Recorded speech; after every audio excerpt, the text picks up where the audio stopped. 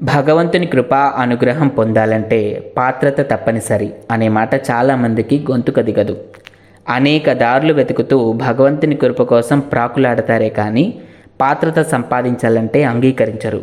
కానీ జ్ఞానం, వివేకం, శక్తి, భక్తి ఇలాంటి ఉన్నతమైనవన్నీ భగవంతుడు కేవలం పాత్రత కలవారికి మాత్రమే ఇస్తాడని సంత్ జ్ఞానేశ్వర్ బోధన చేస్తూ ఉంటాడు.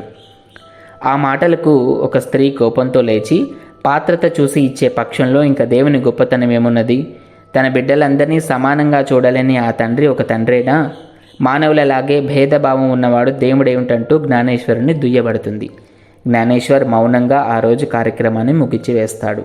మరునాడు ఒక మూర్ఖుని పిలిచి ఆ మహిళ ఇంటికి వెళ్ళి ఆమె బంగారు నగలను ఒకసారి ఇవ్వమని అడగమంటాడు. మూర్ఖుడివి, నిన్నెలా నమ్మి ఇస్తానంటూ ఆమె ఆభరణాలు ఇవ్వడానికి నిరాకరిస్తుంది.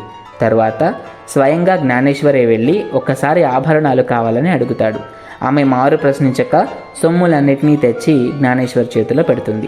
జ్ఞానేశ్వర్ ఆమె వెంక చూసి, అమ్మా చూసావా, నీ సాధారణమైన ఈ భూషణాలనే నాకంటే ముందు వచ్చిన ఈ మూర్ఖుడికి ఇవ్వడానికి భయపడ్డావు. అలాంటప్పుడు పరమాత్మ తన దివ్యశక్తులను అనాలోచితంగా ఎవరికి పడితే వారికి ఇచ్చివేస్తే సృష్టి ఏమవుతుందో ఒకసారి ఆలోచించు. కాబట్టి పాత్రత, అపాత్రత, విచక్షణ చూడడం అనేది ఆయనకు తప్పనిసరి అని తెలియచేస్తాడు.